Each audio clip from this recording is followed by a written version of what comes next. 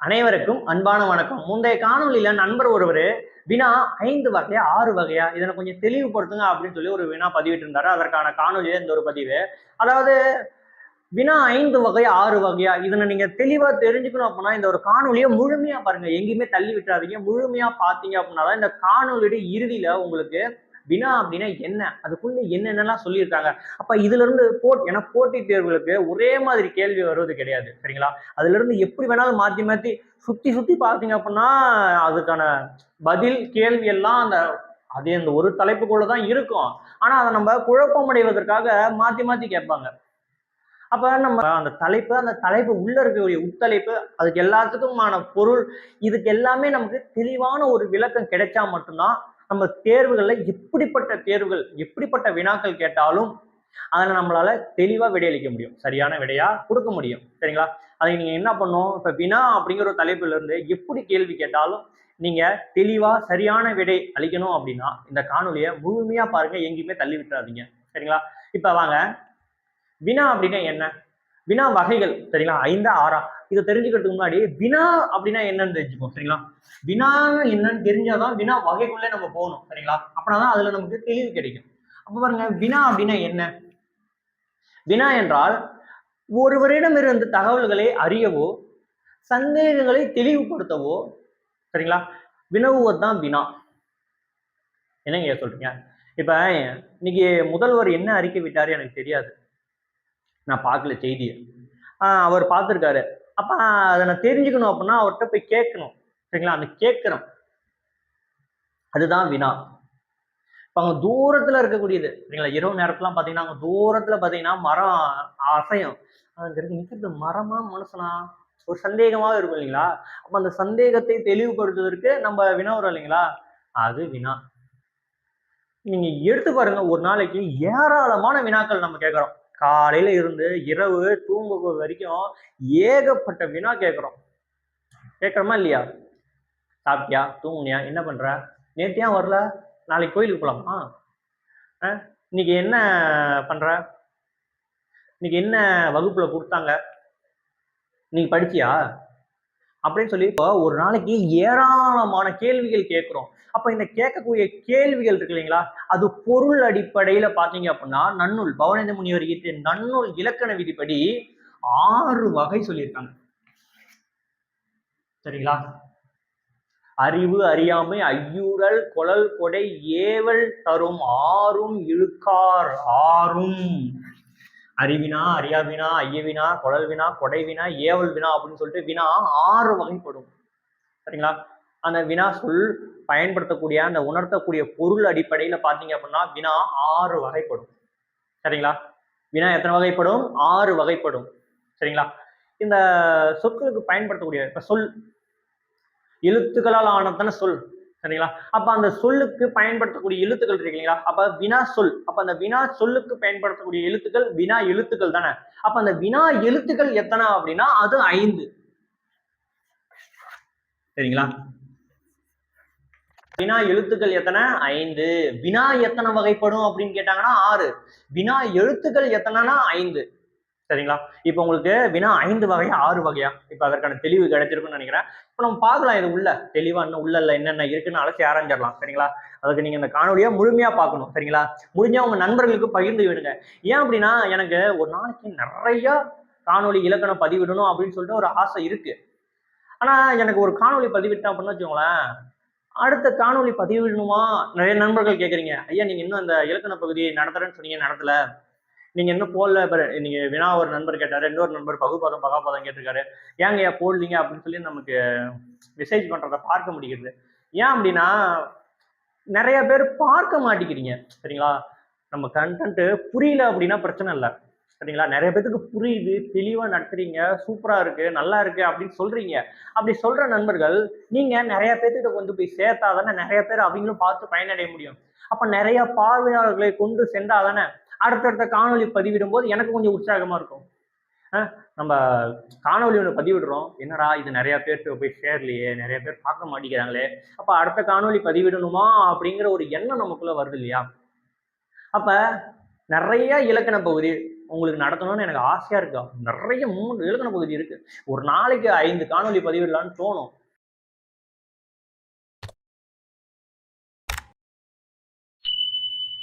இப்ப வினா எழுத்துக்கள் பார்த்தோம் இல்லைங்களா? அந்த வினா எழுத்துக்கள் 5 அது என்னென்ன அப்படின்னு தெரியணும் இல்லைங்களா? இத நல்லா நினைவில் வச்சுக்கோங்க. சரிங்களா? இதை நீங்க நல்லா நினைவுபடுத்திட்டீங்க அப்படின்னா இதுல இருந்து எந்த மாதிரி வினாக்கள் வந்தாலுமே நம்மளால விடையளிக்க முடியும். சரிங்களா? அதுக்கு நீங்க என்ன பண்ணா இதை நல்லா தெளிவா ஞாபகம் வச்சுக்கணும். பாருங்க, ஏ, யா, ஆ, ஓ, ஏ, இந்த 5 எழுத்துக்கள் தான் வினா எழுத்துக்கள். சரிங்களா? இந்த 5யும் நல்லா ஞாபகம் வச்சுக்கோங்க. சரிங்களா? நல்லா நினைவுபடுத்தி வச்சுக்கோங்க. சரிங்களா? இந்த வினா பகுதி முழுவதுமே இந்த 5 எழுத்துக்கள் நமக்கு ரொம்ப ரொம்ப தேவைப்படும். தேர்வுகள்லயும் இந்த 5 எழுத்துக்கள் நல்லா நினைவில் வைத்துக் கொண்டீங்க அப்படின்னா எளிமையா விடை அளிக்கிறதுக்கும் உங்களுக்கு உதவியா இருக்கும். சரிங்களா? பாருங்க, ஏ, யா, ஆ, ஓ, ஏ, இந்த 5 எழுத்துக்கள் தான் வினா எழுத்துக்கள். சரிங்களா? நம்ம சுற்றெழுத்துக்கள் பார்க்கும்போது பார்த்தீங்களா, சுற்றெழுத்துக்கள் எத்தனை? 3. ஆ, இ, உ அப்படின்னு சொல்லக்கூடிய 3 சுற்றெழுத்துக்கள் பார்த்தீங்களா? அதே மாதிரி தான் வினா எழுத்துக்கள் 5. சரிங்களா? இந்த 5 வினா எழுத்துக்கள்ல மொழிக்கு முதலில் வரக்கூடிய வினா எழுத்துக்கள் அப்படின்னா 2 இருக்கு. அது பாருங்க, ஏ, யா. இந்த 2 எழுத்துக்களும் மொழிக்கு முதலில். சரிங்களா? கேட்கலாம், மொழிக்கு முதலில் வரக்கூடிய வினா எழுத்துக்கள் என்னென்ன அப்படின்னு கேட்டாங்கன்னா இந்த யாவும் யாவும் கீழே 4 விடைகள்ல ஏதேனும் ஒன்றுல இந்த ஏ, யா இது 2 இருக்கும். அதை நீங்க டிக் பண்ணிக்க வேண்டியதான். சரிங்களா? பாருங்க, எங்கு, எங்கு போன, சரிங்களா? எங்கு வந்த, எங்கு கேள்வி கேட்கறோம் இல்லையா? எங்கே, எங்கு, ஏ முதல்ல வருதா? பாருங்க, யாருக்கு, யா மொழிக்கு முதல்ல வருதா? அப்ப பாருங்க, வினா எழுத்துக்கள்ல மொழிக்கு முதலில் வரக்கூடிய வினா எழுத்துக்கள் ஏ, யா. இந்த 2 எழுத்து மொழிக்கு முதலில் வரும். அப்ப முதல்ல வரனா இறுதியில் என்ன எழுத்து வரும்? அப்ப வினா எழுத்துக்கள்ல மொழிக்கு இறுதியில் வரக்கூடிய வினா எழுத்துக்கள் என்னென்ன அப்படின்னா ஆ, ஓ. பாருங்க,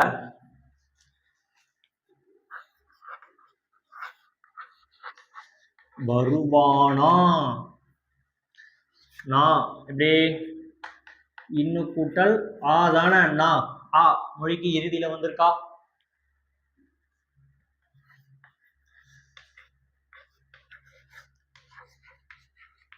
தெரியுமோ, மோ. இம்மு கூட்டல் ஓ தானே, மோ மொழிக்கு இறுதியில வந்திருக்கா?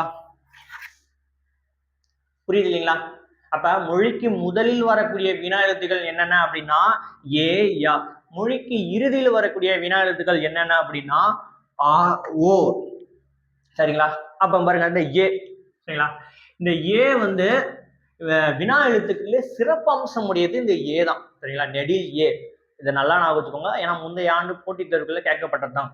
என்ன அப்படின்னா இப்ப இந்த ஏ, யா எடுத்துக்கிட்டோம்னா மொழிக்கு முதல்ல மட்டும்தான் வரும்.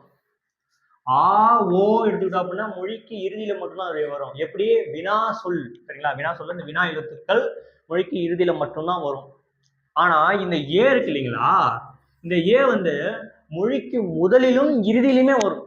2 இடங்கள்லயுமே வரும். இந்த 2ம் மொழிக்கு முதல்ல மட்டும்தான் வரும். இது 2ம் மொழிக்கு இறுதியில மட்டும்தான் வரும். ஆனா இந்த ஏ, நெடில் ஏ இருக்கு இல்லைங்களா, இது மொழிக்கு முதலிலும் வரும், இறுதியிலும் வரும். சரிங்களா? எப்படி அப்படின்னா பாருங்க,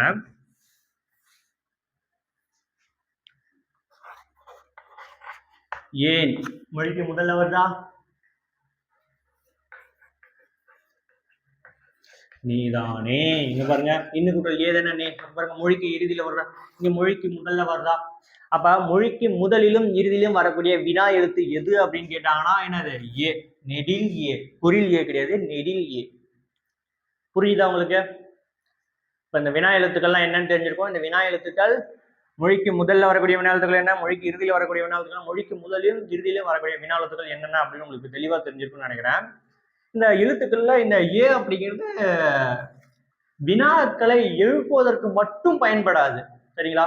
ஒரு சொல்லை அழுத்தமாக, சரிங்களா, ஒரு சொல்லுக்கு அழுத்தம் கொடுத்து சொல்றோம் இல்லைங்களா ஒரு சொல்ல, அதற்கும் இந்த ஏ பயன்படும். அப்ப பாருங்க, இந்த ஏங்கிறது வினா கேட்கிறோம் இல்லைங்களா, கேட்பதற்கு மட்டும் பயன்படாதான். எப்படி பயன்படுமா? ஒரு சொல்லுக்கு அழுத்தம் கொடுக்கக்கூடிய வகையிலும் பயன்படுமா. எப்படி அப்படின்னா, இங்க பாருங்க, நீதானே நீதானே சொன்ன, அவனே வருவான், அவனே, அந்த ஏன் அழுத்தி சொல்றோம் பாருங்க. அப்போ ஒரு சொல்லுக்கு அழுத்தம். இப்ப சீதையே சிறந்தவள், உணவே மருந்து பாருங்க. அப்ப பாருங்க, இந்த சொற்கள்லாம் பாருங்க, உணவே, ஏ, அழுத்தி சொல்றோம் இல்லைங்களா. அப்ப சொற்களை அழுத்தம், ஒரு சொல்லுக்கு அழுத்தம் கொடுத்து சொல்லவும் இந்த ஏவானது பயன்படுது. அப்ப பாருங்க, கேள்வி வரலாம், வினா எழுத்துக்களில் அப்படி கேட்டாலும் சரி, வினா எழுத்துக்கள் மொழிக்கு முதலிலும் இறுதியிலும் வரக்கூடிய எழுத்துக்கள் எது அப்படின்னு கேட்டாலும் நெடில் ஏ. சொல்லுக்கு அழுத்தம் கொடுத்து சொல்லக்கூடிய எழுத்து எது அப்படின்னு கேட்டாங்கன்னா ஏ. சரிங்களா. சொல்லுக்கு அழுத்தம் கொடுத்து வரக்கூடிய உயிரெழுத்து எதுன்னு கேட்டாலும் ஏ. சரிங்களா. இந்த மாதிரி கேட்டாலும் நெடில் ஏ. அப்ப ஏன் அப்படிங்கிறது சிறந்த எழுத்து அப்படின்னு சொன்னா இல்லைங்களா, சிறப்பம்சம் முடியுது. ஏன், அது ஒரு சொல்லா மட்டும் இல்லாம மொழிக்கு முதலிலும் இறுதியிலும் வருது. அது ஒரு எழுத்தா மட்டும் இல்லாம, வினா எழுத்தா மட்டும் இல்லாம, அது ஒரு சொல்லுக்கு அழுத்தம் கொடுத்து சொல்லக்கூடிய எழுத்தாவும் இருக்குது அப்படின்னு சொன்னா இல்லைங்களா. ஆனா இப்ப தற்காலத்துல இந்த எழுத்துக்கு பதிலாக நம்ம பயன்படுத்தக்கூடிய எழுத்து என்ன அப்படின்னா தான். இந்த ஒரு சொல்லதான் தற்காலத்துல நம்ம பயன்படுத்திட்டு இருக்கோம். எதுக்கு, ஒரு சொல்லுக்கு அழுத்தம் கொடுத்து சொல்றதுக்கு. சரிங்களா. சொல்லுக்கு அழுத்தம் கொடுத்து சொல்லக்கூடிய எழுத்து எதுனா ஏன்னு சொன்ன இல்லைங்களா இப்ப கொஞ்ச நேரத்துக்கு முன்னாடி. அந்த ஏக்கு பதிலாக இப்ப நம்ம தற்காலத்துல தான் பயன்படுத்திட்டு வரோம். சரிங்களா. பாருங்க,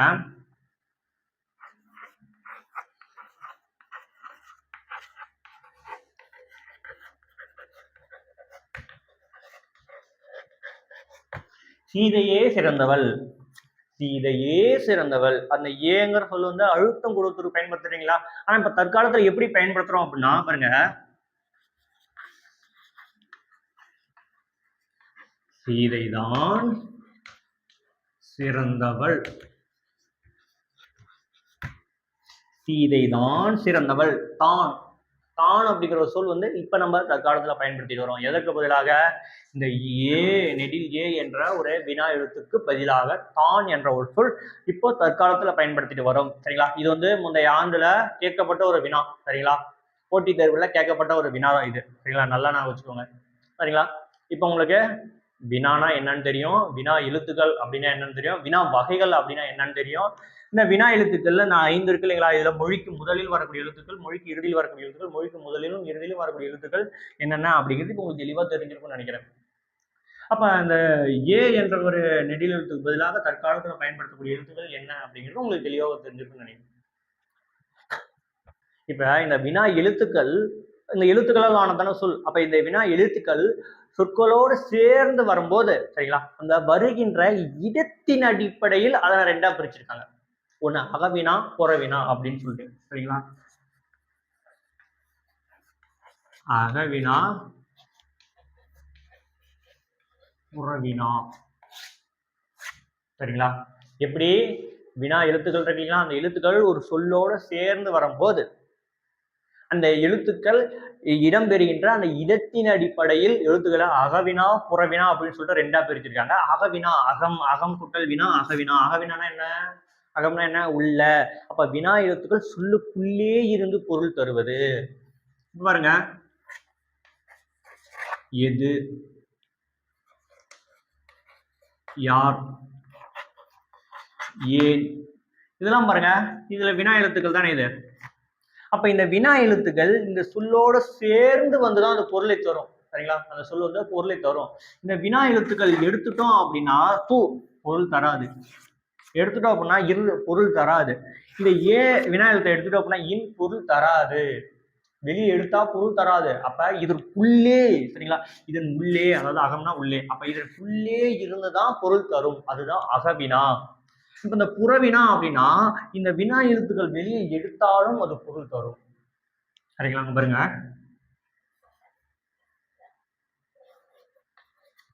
அவனா. சரிங்களா. எப்படி, அவன் குட்டல் இன்னும் குட்டல் ஆதானா பாருங்க, அவனா. அப்ப இந்த ஆங்கிற ஒரு வினா எழுத்து தானே. இதை பாருங்க, இதை இப்ப வெளியே எடுத்துட்டாலும் அவன், பொருள் தருதா? ஆனா இங்கே பாருங்க, இதை வெளியே எடுத்தா பொருள் தரல. அதான். அப்ப புறம் அப்படின்னா வெளியே எடுத்தாலும் பொருள் தரும். சரிங்க பாருங்க, வருவானோ,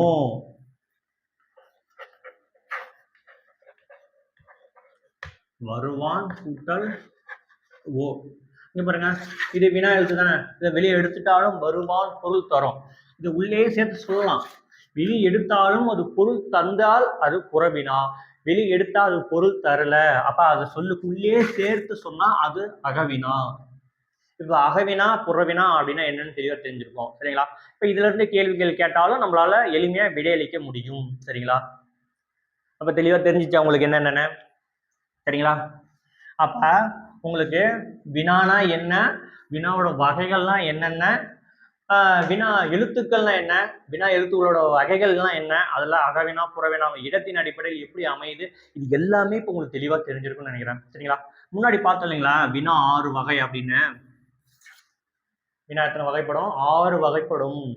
சரிங்களா? எப்படி நன்னூல்ல இலக்கண விதிப்படி பார்த்தோம் அப்படின்னா, அறிவு, அறியாமை, ஐயுறல், கொளல், கொடை, ஏவல் தரும் ஆறும் இழுக்கார். இதுக்கு வினாவுக்கு. சரிங்களா? பாருங்க, அறிவினா. சரிங்களா? முதல் வினா என்னது? அறிவினா. என்னையா அறிவினா அப்படின்னா, அறிவினா அப்படின்னா அறிந்த ஒன்றை வினவுவது. ஐயா அறிந்த ஒன்று தெரிஞ்சிச்சு, அப்புறம் எதுக்கு கேள்வி கேட்குறாங்க அப்படின்னா, எனக்கு தெரியும், ஆனா அது நான் உனக்கு தெரியுமா அப்படின்னு, எனக்கு அறிந்த ஒன்று உனக்கும் அறிந்திருக்கியா, நீ அதை பத்தி தெரிஞ்சிருக்கியா அப்படின்னு சொல்லி ஒரு கேள்வி கேட்கற இல்லைங்களா, அதுதான் அறிவினா. இப்ப திருக்குறளை எழுதியவர் யார்? திருவள்ளுவர். எனக்கு தெரியும், ஆனா உனக்கு திருவள்ளுவர் அப்படிங்கிறது தெரியுமா? நான் அப்ப அதுக்கான கேள்வி கேட்கலாம். ஏய், திருக்குறளை எழுதினது யாரா? எனக்கு திருவள்ளுவர் தெரியும், ஆனா அவனுக்கு தெரியுமா இல்லையான்னு கேட்கற இல்லைங்களா, அதுதான் அறிவினா. சரிங்களா? இரண்டாவது பாருங்க, அறியா வினா. அறியா, எனக்கே தெரியாது. சரிங்களா? அப்ப எனக்கு தெரியல, அதை நான் கேட்டு தெரிஞ்சுக்கிறேன். சரிங்களா? முதல்ல என்ன அறிவினா அப்படின்னா, எனக்கு அதற்கான விடை தெரியும், அப்ப அந்த விடை உனக்கு தெரியுமான்னு சொல்லி நான் கேட்டு தெரிஞ்சுக்கிட்டேன் அப்படின்னா அது அறிவினா. சரிங்களா? எனக்கே அதற்கான விடை தெரியாது, அப்ப தெரியாத போது உங்ககிட்ட கேட்டு நான் அதற்கான விடை தெரிஞ்சுக்கிட்டேன் அப்படின்னா அது அறியா வினா. அறிவினா அப்படின்னா எனக்கு தெரிஞ்சும் அது உனக்கு தெரியுமா அப்படின்னு நான் கேட்டு தெரிஞ்சுக்கிறேன். அறியாவினா அப்படின்னா எனக்கே தெரியாது. சரிங்களா? அதை நான் உங்ககிட்ட கேட்டு தெரிஞ்சுக்கிறேன். சரிங்களா? அடுத்து பாருங்க, மூணாவது என்ன அப்படின்னா ஐயவினா. சரிங்களா? ஐயம் என்றால் என்ன? ஐயம் என்றால் நமக்கு குழப்பமா இருக்கிறது. சரிங்களா? அதுவா இதுவா அப்படின்னு ஒரு குழப்பம் வரீங்களா, அதுதான் ஐயம். அப்ப நம்ம இது இரவு நேரத்துல அதிகமா நமக்கு இந்த வினா எழும்பும். எப்படி அப்படின்னா, நம்ம இரவுல நடந்து போகும்போதோ இல்லை வீட்டு வெளியே நிற்கும் போதோ அங்க தூரத்துல ஒரு மரம் இருக்கும், அந்த மரம் அசைவதை பார்த்துட்டு அங்க அசைவது மரமா மனுஷன் அங்க நிக்கிறது, ஒரு மாதிரி குழப்ப முடியும் இல்லைங்களா? அங்க ஒரு கயிறு கிடைக்கும், அங்க நிக்கிற கயிறு எதுக்கு, பாம்பா கயிறா, ஒரு மாதிரி குழப்பமா இருக்கு அப்படின்னு சொல்லி அதற்காக எழுப்பக்கூடிய வினா இருக்கு இல்லைங்களா, அதுதான் ஐய வினா. சரிங்களா? புரியுது இல்லைங்களா? அப்ப அறிவினா அப்படின்னா எனக்கு தெரிஞ்ச ஒன்றா உனக்கு தெரியுமான்னு சொல்லி கேட்கறது. அப்ப அறியா வினானா எனக்கே அதற்கான விடை தெரியாது, அவன் உங்ககிட்ட கேட்டு தெரிஞ்சுக்கிறது. சரிங்களா? ஐய வினா அப்படின்னா அங்க இருக்கிறது மரமா இல்ல மனுஷனா, ஒரு மாதிரி குழப்பமா இருக்கும். சரிங்களா? அங்க கிடக்கிறது பாம்பா கயிறா, இந்த மாதிரி நிறைய ஒரு குச்சி கிடக்கும், அது குச்சா இல்ல பாம்பா, அந்த மாதிரி ஒரு குழப்பமா இருக்கும் இல்லைங்களா, இதுவா அதுவா எதுவா இருக்கும் அப்படிங்கிற மாதிரி, அதுதான் ஐய வினா. அடுத்து பாருங்க, குழல் வினா.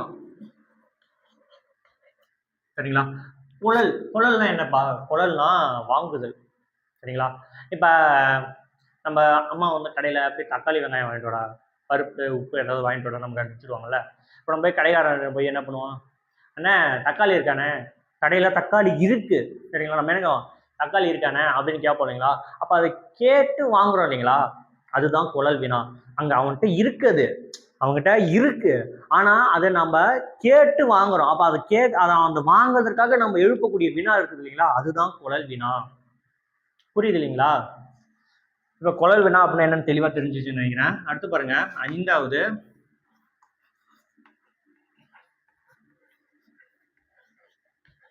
கொடை வினா.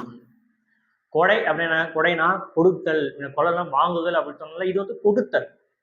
இது இப்போ நம்ம வகுப்பறையில் உட்காந்துருக்கோம், நண்பன் தேர்வு எழுத வந்திருப்பான், அவங்ககிட்ட பேனா இருக்காது. நம்ம என்ன சொல்லுவான், உங்கள்கிட்ட பேனா இல்லையா, என்கிட்ட 2 இருக்கு, நான் தான் ஒன்று தரேன், சரிங்களா, சொல்கிறோம் இல்லைங்களா. அப்போ சொல்லி நம்மள்ட்ட இருக்கிறத ஒன்று கொடுக்குறோம் இல்லைங்களா. அப்போ நான் என்கிட்ட இருக்கிறத ஒன்று கொடுக்குறேன், அதற்காக அதுக்கு முன்பே நான் எழுப்பக்கூடிய வினா இருக்கு இல்லைங்களா. இப்போ நான் வீட்டிலேருந்து ஏதாவது ஸ்வீட் எடுத்தாருன்னு வச்சுக்கோவேன், லட்டு ஏதாவது எடுத்தாருன்னு வச்சுக்கோவேன், அது என்கிட்ட அதிகமாக இருக்குன்னு வச்சுக்கோவேன், பக்கத்தில் இருக்கிற என்கிட்ட லட்டு இருக்கு, உங்ககிட்ட இருக்கா, இல்லை, அப்போ தான் நான் ஒன்று தரேன். அவங்ககிட்ட இல்ல, என்கிட்ட இருக்கு அதிகமா. அப்ப என்கிட்ட அது ஒன்றுக்கு மேற்பட்ட இருப்பதனால, உன்கிட்ட இல்லையா, இந்தா வச்சுக்கோ அப்படின்னு சொல்லி கொடை கொடுத்தல். அப்ப அது கொடுப்பதற்காக உன்கிட்ட இருக்கா அப்படின்னு சொல்லி நான் கேட்கிறேன் இல்லைங்களா, அதுதான் கொடை வினா. அடுத்து பாருங்க 6, ஏவல் வினா. ஏவல், ஏவல் அப்படின்னா என்ன, அப்படியா, ஏவல் அப்படின்னா நம்ம ஒருத்தர் கூட கட்டளை இடுவோம்ல, இது செய்டா அப்படின்னு சொல்லி கட்டளை இடுவோம்ல, அதுதான் ஏவல். நம்ம வீட்லயே பாறேன், டேய் மாடு பிடிச்சி கட்டுறா அப்படின்னு சொல்லி, அதற்கு மாடு பிடிச்சி கட்டுறா அப்படின்னு சொல்றோம்ல, மாடு பிடிச்சி கட்டிட்டியா, மாட்டுக்கு புல்லு போட்டியா, மாட்டுக்கு வைக்கோல் போட்டியா அப்படின்னு சொல்லி ஒரு வேலையை செய்யும்படி ஏவி விடுறாங்கல்ல, ஏவுதல். அதற்காக எழுப்பக்கூடிய அந்த வினா வகையில அது எழுப்புறா இல்லைங்களா, அதுதான் ஏவல் வினா, சரிங்களா. அப்ப ஒரு வேலையை செய்யும்படி அதற்கு ஏவக்கூடிய வினா வகையில, சரிங்களா, அதுதான் வினா, ஏவல் வினா. அப்ப பாருங்க, அறிவினா அப்படின்னா எனக்கு தெரிஞ்ச ஒன்ற உனக்கு தெரியுமா அப்படின்னு சொல்லி அதற்காக கேட்கக்கூடிய வினா அறிவினா. எனக்கே விடை தெரியாது, ஆனா நான் தெரிஞ்சுக்கணும், அதற்காக உங்ககிட்ட கேட்கறேன் இல்லைங்களா, அது அறியா வினா. அங்க இருக்கிறது இதுவா அதுவா ஒரு மாதிரி குழப்பத்துல சந்தேகத்துல இருக்கும்போது சந்தேகத்தை தெளிவுபடுத்துவதற்காக கேட்கக்கூடிய வினா ஐய வினா. உங்ககிட்ட இருக்கு, ஆனா அது எனக்கு தேவை, அப்ப உங்ககிட்ட நான் கேட்டு அதை வாங்குறேன், அப்ப அந்த கேட்கறதுக்காக எழுப்பக்கூடிய வினா குழல் வினா. என்கிட்டயே ஒண்ணுக்கு மேல அதிகமா இருக்கு, உங்ககிட்ட அது இல்ல, நான் என்ன பண்றேன், இந்தா வாங்கி இந்தா வச்சுக்கோ அப்படின்னு சொல்லி கொடுக்குறேன், அந்த கொடுக்கறதுக்கு முன்னாடி உங்ககிட்ட இருக்கா அப்படின்னு சொல்லி கேட்கறேன் இல்லைங்களா, இப்ப கேட்டு கொடுக்குறேன் இல்லைங்களா, அது கொடை வினா, சரிங்களா. ஒரு வேலையை உங்ககிட்ட செய்ய சொல்லி, சரிங்களா, இது செஞ்சிட்டியா அப்படின்னு சொல்லி உங்ககிட்ட அந்த வேலையை செய்யும்படி, சரிங்களா, அதற்காக வினவக்கூடிய வினா ஏவல் வினா, சரிங்களா. இப்போ உங்களுக்கு வினா 6 வகை, இது என்னென்ன அப்படிங்கிறது உங்களுக்கு தெளிவா தெரிஞ்சிருக்கும்னு நினைக்கிறேன், சரிங்களா. இது எப்படி போட்டுத் தேர்வுல கேட்கறாங்க, ஏன்னா நண்பர் நம்மள்ட்ட வினா வகைகளும் விடை வகைகளும், ஏன்னா இந்த வினாக்கள் எப்படி கேட்பாங்க அப்படின்னா, ஒரு வாக்கியம் கொடுத்து இது என்ன மாதிரி வினா, சரிங்களா, இது எவ்வகை வினா, இப்ப இது அரியா வினா, ஐய வினா, குழல் வினா, இது எந்த வகையில அடங்கும் அப்படின்னு சொல்லி கேட்கலாம். அப்படி இல்லை அப்படின்னா இதனை ஒரு வாக்கியம் கொடுத்துட்டு ஒரு விடை கொடுத்துட்டு இதனை வினாவாக மாற்றுக, இல்ல ஒரு வினா கொடுத்துட்டு இதை விடையாக மாற்றுக அப்படின்னு சொல்லி கேட்பாங்க. நம்ம இப்ப விடை 6 இப்ப வினா 6 வகையும் பார்த்தாச்சு, விடை மொத்தம் 8 இருக்கு, அது 8 என்னன்னு நம்ம அடுத்த காணொலியில பார்க்கலாம், சரிங்களா. நீங்க பார்த்த காணொலி உங்களுக்கு ரொம்ப ரொம்ப பயனுள்ளதா இருக்கும் அப்படின்னு நான் நம்புறேன், சரிங்களா. இந்த பயனுள்ளதா இருந்துச்சு அப்படின்னா இந்த டிஸ்கிரிப்ஷன், சரிங்களா, இந்த காணொலி கீழே இருக்கக்கூடிய டிஸ்கிரிப்ஷன்ல போய் நம்ம அந்த பிடிஎஃப், சரிங்களா, நீங்க நடத்துற பிடிஎஃப் வடிவில் அந்த இருக்கு, சரிங்களா, அதை நீங்க டவுன்லோட் பண்ணி வச்சு படிங்க.